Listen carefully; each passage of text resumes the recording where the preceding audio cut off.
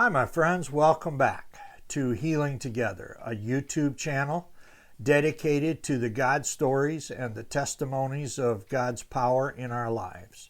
Today we begin the journey with David and Sara and how God has shown up through their whole lives, how He put their marriage together, how He has sustained it together, and it is going to be a fantastic story. I hope you enjoy today's episode as we see the beginning and how God put it together. Come along, my friend, and let's experience a wonderful story with David and Sara. Thank you. Early on, right from the start, right at birth, I was 2.5 months premature. Okay. And back in the early 70s when that happened, they put you in an incubator, being premature. And the oxygen is put in the incubator machine with the baby, and so they was feeding oxygen into the machine. And unfortunately, they did not realize back then that if you didn't cover the baby's eyes, that the oxygen would eat up the retina and actually cause a detached retina to happen. And that's exactly what happened to me. Not only was I given less than a 50-50 chance of survival, my retina became detached because of the oxygen that ate it up. And my parents said I was actually in the hospital for a good month after that had happened, and it was nursing me and getting me back to health from being premature 2.5 months, and surgeries right off the beginning. After I left the hospital, I was blinded pretty much in my right eye since birth.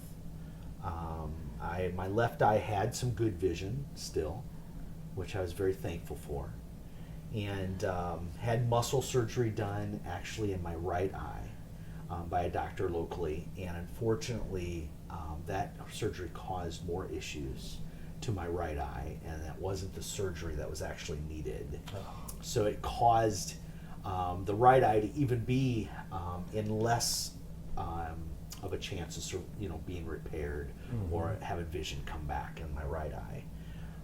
But then I had surgeries right from the beginning as well in my left eye, to try to repair the retina, to try to go in right from that part, being so young. And I know we've been back and forth trying to remember how many surgeries I went through as a child and as a teenager. And, we're up to about 20 surgeries now. But as a kid, as a child, you don't realize, what's actually happening to you. You just want things to be better. And you're not exactly sure why. You can't see out of your right eye. You can only see out of one eye. And why you're different from everybody else that you may be friends with. So growing up in even school, going into school and playing with my friends back then, it was tough. They didn't realize, why I couldn't catch a ball as well as they could. Being with only seeing out of one eye, your judgment, your depth perception, everything is thrown off. So that kind of cut me out of any sports, and it threw me into there were times to where could get teased. I was wearing big, thick glasses, that kids would make fun of me with. And all that, but I always had a very positive attitude about everything, and I always often wondered why. And my parents, as I was going through the surgeries, I would be joking with the nurses and the doctors and trying to talk to them right before I'd be put, to sleep for the surgery. And growing up as a kid, I remember actually wanting to always give my things away to my friends and give coin change that I had to friends. And so my parents always said, well, you know what? God may have a really great path and a story for you to eventually, grow into. And I found myself actually eventually at a food pantry where I was actually packing some food in bags for the poor and those that had no food, and they were lined up outside a Catholic church, the town I grew up in, and I was helping load these bags up, And I was so thankful that, this is what I could help with, back even as a teenager, as a child, I could be helping in these ways to help people out. So I always remember I asked the priest at the time at this church, I said, hey, I'm sneaking in some extra food in each one of these bags. I hope we have enough. And he said, you do what the Lord is calling you to do. And we had just enough in that food pantry to give every single person lined up in that line. Oh, wow. That stuck to me to this day as a kid, and thinking about my eye issues and being bullied every now and then because of my glasses that I wore. I just think that I knew right from the start that I may not have known what accepting the Lord into my life would be, what that actually was back then as a kid, but I did know that God had great things in store for my life, and even at a young age. And it really made me have a positive focus, in things that I was going through with the surgeries and the eye surgeries. And, a lot of those times with the surgeries, you'd find yourself, the recovery times being just crazy. I had to travel to Memphis, Tennessee for a surgery when I was in my early teens to actually help the retina. And they were able to go to a doctor that invented the scleral buckle that would wrap around your retina like a belt and tighten it and keep it together. And I remember having to lay on I vividly remember just face down, recovering from that surgery and having to be face down in this cushioned pillow with a hole in the middle for a month. Wow, as a teenager. And, of course, that time you're missing school. Sure. You're missing things with your friends. And I was always joking. I was trying to be positive about something. And, with everybody that would visit to make sure I was doing okay. And, that helped me, I think, get through some of those surgeries. And going through at least a dozen surgeries over my childhood and teenage years. It was tough. It was really tough to stay positive, but for some reason I had that grounded. I was grounded in that optimism that I can still do.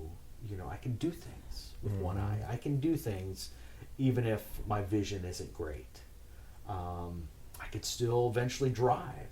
And I failed my first driver's test and had to take it over again the next year and finally passed. Awesome. So there were so many times going through these surgeries and losing my vision early on, and then still dealing with those issues with my good eye, my left eye, during childhood and teenage years, trying to fix that retina and keep it going well and keep it connected, and the vision drops that I was taking and the glasses that I had to wear. And it was quite the adventure in that aspect. And I think it helped me be a little stronger with some things that we had to deal with later in life. I could take that as a strength that God gave me that I didn't know that I necessarily had. Didn't know maybe that God was, doing it in that way early on for me and kind of leading me and helping me grow stronger through that adversity as a child, to get me through some adversity that I had to go through later on in my adult. So did you grow up in a Christian home? They believed in God, but they did not go to church. Okay. They had a bad experience, and so I always went to early on a Catholic church my aunt would go to. Okay. And she would pick me up with my grandmother and take me, and I'd go a couple times a month and just sit there and just wonder, what is this all about? And back then, in the kind of church that I was in, they didn't have kids programs or things for those my age, and so it was not what I would say one of those great experiences. Sure. And I think it gave me some thirst for, as I grew up and started to, volunteer with certain things, do the food pantry, and even volunteer at other churches, gave me a kind of a thirst and an energy for what I could give kids and what I could do for kids, and help volunteer with leading kids. And I often wondered why I was so excited to get into costume even in front of kids and act like Indiana Jones, and they call all the kids at church would call me Indiana Dave, and I'd be up there on stage with them, just dancing and jumping around and wanting to do VBS and lead VBS for the kids at these other churches that we were part of here locally. And it was just something I just loved, and I was passionate about it. And I think it was because of not only the adversity that I went through and seeing how kids might treat kids, with disabilities or things like that they didn't really know much about, but also, the times that I missed out on so much, missed out on the sports, missed out on some of these camps and things I could go to because of the surgeries I was going through, or my eyesight was so bad, that I wanted kids to just love Jesus. I wanted them to just know Jesus, love Jesus, and be energized by it. And that really crafted and got me, into volunteering and helping lead children's ministry. And that was when, Sara and I met for the first time, and we did children's ministry together for the next 20 years. So there's lots of stories to actually go in with that as well. But my eyesight, tremendous adversity, but it's helped me grow into a stronger person. The times as we go into a little bit more of us being together and the adventures with my eyesight, it'll grow more adventuresome to those listening, because we have some great stories to tell. And awesome. So Sara, how did you grow up? And where here? Yeah, no, I was always in Indiana, grew up in Lafayette, and then in Fort Wayne for a few years. And my family moved here when I was going into my sophomore year in high school. Okay. Yep. Christian background? Yes. So my great-grandfather was a minister. My grandfather was a minister. Had a little church called Bethel Church in a little teeny tiny town outside of Union City. Oh, okay. Yeah. Okay. Union City, Michigan? Indiana. Yep. Okay. Yep. Okay. So then why don't you start telling us how you guys met? Okay. So we actually met on my birthday in 1991 on May 2nd. And he had just started working at the grocery store. I was a cashier. And I was a bagger. He was a bagger. And he kept making his way over to my lane to bag the groceries that I was shooting down the lane there. And so yeah, I noticed him right away. He came and talked to me a lot right at first, and within a couple of weeks he went to my sister. I have a twin sister. And she and I both worked at the store together, and so he pulled Becky aside and he said, "Hey, do you think Sara would say yes if I asked her out?" And she was like, "Of course, don't you already realize that she likes you?" And so Guys are so naive. Guys are very naive. Yes. So then he asked me out, and we had our first date, and honestly, the rest is history. I was 19. You had just on my 19th birthday, and you were almost 20. Almost 20. And I was being told by those I worked with, as a bagger and the other baggers and the supervisor up front, that, "Dave, you are so slow. You need to ask her out. You need to do this." And I was so afraid, so nervous. And yeah, it was, just that. He was very timid. Yes, I was. I was. So yeah. But very naive. Didn't know that you were sort of like me. Yeah. Even though I liked you at the time, and that bagger, cashier connection. As we started, we had our first date, and Sarah will tell the story of what happened when she wanted to go on our second date. Oh, yeah. So I think I'd asked you over to play cards with a bunch of people. We would play euchre. And so after our first date, I invited him over to hang out with some of my friends. And he actually turned me down because he was helping a friend put a stereo in his car. And I was not too happy that he turned me down for coming over. And I think that word got back to him. Oh, yes. Yeah.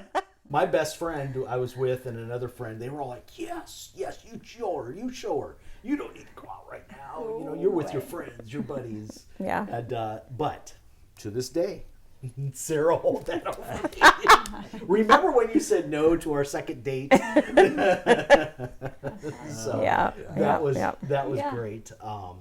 I would actually, and I'll let you continue on, but when we first started dating, I was, I had a amplifier in my car and big subwoofers and my speakers in my back trunk and seat, and so I'd turn up the music, pull it into the grocery store to pick Sarah up.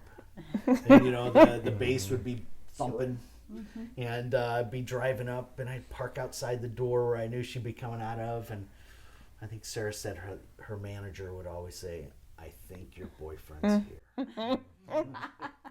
And I would be like, "Why do you have to play the music so loud when you pick me up?" But we worked at the grocery store for a while together, and then a couple years. Yeah, a couple years. Yes. So that was kind of our thing. The grocery store was everything at the time. That was our life. Sure. Apartment, grocery store. A real small town. So. Real small town. Yeah. And so we were both going to college here at the local Indiana University, and we worked at the grocery store while we were going through college, and then after that we started our first professional jobs. I broke away from the grocery store and got into something else, and Sarah stayed with it. Yep. So I actually stayed with the same local Martin supermarkets for 27 years. So I started as a cashier, and then when I graduated from college, they had an opening in human resources, and I've been in HR ever since. And I did leave that company a couple of years ago to take on a new opportunity and challenge, which has been awesome, and helped me kind of spread my wings and try something different after all this time. But we got married right after college. So 1994, he proposed on Valentine's Day about a year and a half ahead of that, and then in August of 1994 we got married. That's right. Stayed in the area. So it was, we stayed in the area. We loved just working around here. I started to work in the RV and marine industry for a manufacturer's agency, Cressy Marketing, locally. And that was great. Did that for a few years, and then moved on to another company locally that worked also in the RV and marine industry, parts supplier. That was great for a while. And so Sarah, though, stuck with that grocery side and HR the whole time. Yep. But we do have a little bit of a fun thing with the what you had just mentioned, though. With my new job? Yeah. Okay. God moment. Yeah. There was a God moment Okay. when we were traveling internationally, which we'll talk about a little later, a little bit more, fun story. But the internet was not something that you could easily get where we were at. And we were overnight at this location. And for days, I've been trying to get on the iPad, trying to get on the internet, to try to update and try to get to see what emails I might have received. And the one night in this trip that the wireless internet or the internet connection came on, a position from Goodwill came on the screen. And it was an email with a HR position, leading HR at Goodwill. And I told Sarah at the time, I was like, this is a message here. This came up. We didn't have any service. Came up this one night. Didn't have service the next day either. And I told Sarah, this is a sign. This is a sign. Yeah. She, at the time, she didn't even think she'd be maybe even looking. Well, I was thinking about it, Right. but it definitely was scared to think that, oh, already, we're going to start looking. Yeah. And we actually kind of, I wouldn't say fought, we disagreed once we got home of whether or not I was going to apply for it. And I know now that Satan was just trying to keep me from taking that leap of faith and applying for it. But it actually got into quite a disagreement the night I actually applied for it, because I was trying to procrastinate, and because it was going to be a bigger job with more responsibility. But I applied for it, and things just started moving, and it's been a fabulous. Took just a little bit of a push. We might have disagreed that night and definitely argued a bit about it, but it led Sarah to fill out the application and turn in a resume. Yep. It was such a God-led moment and a path that really, after the fact, Well, we I knew think He was leading us down. We've learned a lot that when God tries to, or when God's calling you to something, and you see that resistance, and learning to pick up that that's Satan that's trying to hold us back. Those are also now signs to us that, okay, well, Satan's trying to keep me from doing this. This must be something that we're really supposed to do. So, and some of it's fighting those doubts that Satan puts in your mind, that he's really, really good at. Especially, I think with me more than Dave. Dave can he's a little bit more stubborn when it comes to, just, I'm not going to listen to Satan. We're just going to forge ahead. And for me, Satan knows that getting into my head and into my thoughts is where he can place those fears and those doubts. And,